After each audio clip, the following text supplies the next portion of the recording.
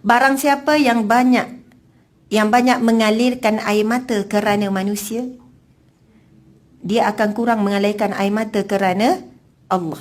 Siapa yang banyak mengalirkan air mata kerana makhluk, manusia, kereta tercalar, rumah ni, apa-apalah masalah bab-bab dunia ni, berhati-hati sebab kita bimbang kita akan kurang menangis kerana Al-Khaliq, iaitu kerana Allah.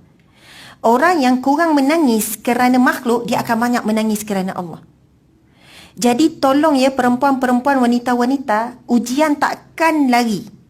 Kita tak boleh minta kita tidak diuji, tidak. Itu jalan menuju ke syurga Allah adalah jalan ujian. Yang kita boleh minta dengan Allah adalah hati yang kuat. Allahumma ja'alna minas sabirin. Ya Allah, jadikan aku orang yang sabar. Ataupun kita menyeru nama Allah Asma'ul Husna, Ya Sabur, Ya Sabur, Ya Sabur. Nama Allah kan? Ya Allah yang maha penyabar, yang paling sabar adalah Allah.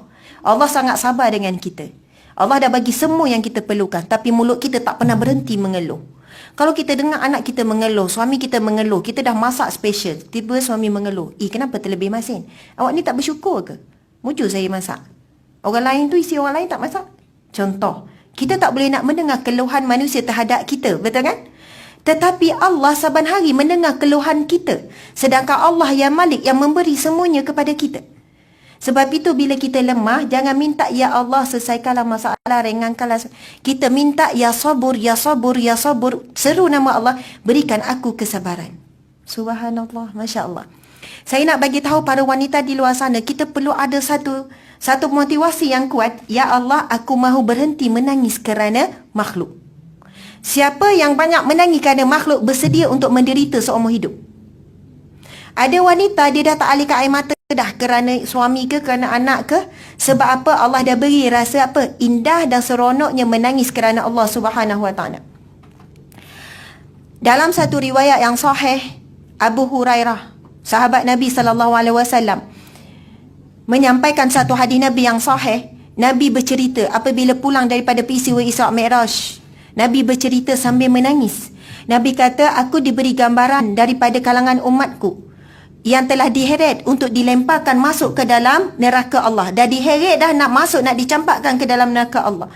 Apabila dia nak dicampakkan ke dalam neraka Allah, tiba-tiba salah satu bulu matanya, bukan semua, seurat, sehelai bulu matanya berkata-kata kepada Allah, Ya Allah, sesungguhnya Nabimu, iaitu Muhammad SAW, pernah bersabda, air mata yang mengalirkan air matanya kerana Allah tidak akan la tamassahun narun abada, tidak akan disentuh oleh api neraka Allah selama-lamanya.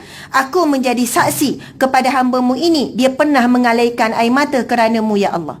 Terus api neraka yang sedang menyala nak membakarnya padam, kemudian dia dirahmati oleh Allah, dia dikeluarkan daripada neraka dan dia masuk kepada syurga Allah Subhanahu Wa Taala.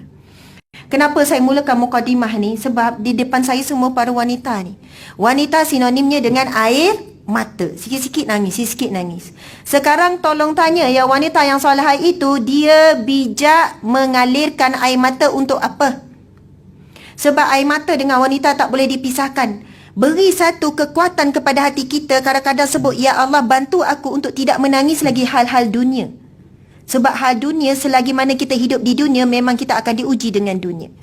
Sebab itu hadis Nabi ada sebut, barang siapa yang banyak ketawa di dunia, dia akan banyak menangis di akhirat. Barang siapa yang banyak menangis di dunia, dia akan ketawa di akhirat. Subhanallah, Masya Allah. Alhamdulillah. Jadi para wanita sekalian, menangis itu bukan tanda lemah. Menangis itu tanda kuat. Dan menangis itu adalah sifat para Nabi. Menangis itu sifat para wali Allah, para sahabat, orang-orang soleh. Nabi Yaqub menangis sampai buta mata setelah terpisah dengan Nabi Yusuf. Menangis sampai buta mata. Kerinduan kepada anak yang tercinta. Kalau kita faham daripada cerita tu, Nabi Yaqub menangis sebab terpisah dengan anak. Hal dunia, betul kan? Tetapi dia menangis itu kerana Allah. Jadi kalaulah kita menangis, kecil hati dengan suami tak bagi hadiah birthday, lupa birthday kita, contoh tu, pun nangis kan perempuan kan? Lepas tu bagi mesej kat suami, awak memang tak sayang saya. Kenapa pula? Kalau awak sayang saya, mesti awak ingat birthday saya. Itulah ukuran kita yang sangat rendah kan? Subhanallah. Rupanya sebenarnya kan, kalaulah orang tersayang lupa pada kita, lupa menghargai kita, masa itu Allah sedang memperkenalkan namanya Allah Ya Syakur, Allah yang maha menghargai. Tapi bila hidup kita selalu dihargai oleh kawan-kawan, dihargai oleh bos, dihargai oleh adik-beradik, dihargai oleh suami, lama-lama kita tak nampak Allah yang menghargai kita sebenarnya. Melalui siapa? Melalui suami, melalui anak-anak, melalui isteri, melalui bos. Yang menghargai kita Allah. Contoh, kalau kita pergi hotel, kita di-serve oleh pelayan tu kan sangat baik, lemah lembut. Dia angkut, dia bagi, dia tak ada marah, kejap dia angkut. Kita kata, wih seronoknya, baiknya lah awak ni, terima kasih. Sebenarnya yang melayan kita lemah lembut itu adalah Allah yang latif, yang maha lembut. Allah sedang melayan kita dengan lemah lembut, manusia hanyalah perantaraan. Tapi bila Allah tengok, kita ni tak nampak Allah di sebalik semuanya. Kita nampak manusia. Akhirnya kita sangat menghargai manusia. Bila suami tak menghargai, kita hilang rasa bahagia. Akhirnya Allah tarik nikmat dihargai oleh suami. Kita pun lihat yang maha menghargai kita adalah Allah Subhanahu Wa Taala. Saya nak sebut tentang wahai wanita, dirimu sangat berharga. Yang pertama, para wanita sekalian, kitalah yang patut menyayangi diri kita sendiri. Kitalah yang patut menghargai diri kita sendiri. Sebab ramai wanita tak faham, dia rasa dia tu dihargai apabila manusia menghargainya. Betul atau tidak? Kita akan rasa dihargai bila kita dihargai oleh sekeliling. Masya Allah. Saya nak tanya, kebaikannya ibu-ibu ni kan, yang dah mengandung, dah bersalin, betul tak? Ni ibu-ibu kebanyakan depan saya ni. Kalau saya tanya, ingat tak lagi macam mana sakitnya bersalin? Kalau suruh cerita detail, boleh cerita tak? Mungkin ingat tak ingat, betul tak? Kalau tanya pukul berapa pun dah tak ingat dah pukul berapa, betul tak? Berapa lama sakit kat labor room? Tak berapa ingat dah. Nama doktor? Sakit tu tahap mana? Sakitlah, kita boleh cerita macam tu. Yang saya nak sebut di sini, kita sendiri punya sakit, kita sendiri lupa. Betul tak? Kalau saya 6 kali, campur yang gugur tu 8 kali. Maksudnya DNC apa semua kan. Kita punya sendiri sakit, walaupun baru yang kecil tu setahun, pun kita lupa. Apatah lagi suami kita. Kadang bergaduh kan, awak tak kenang ke susah payah saya mengandung melahirkan. Kita sendiri cakap, kita lupa macam mana susah payah kita. Tetapi Allah ya Hafiz, yang maha menjaga kita, Allah yang Muhaimin, Allah yang mengawasi kita, Allah yang sentiasa berada dekat dengan kita.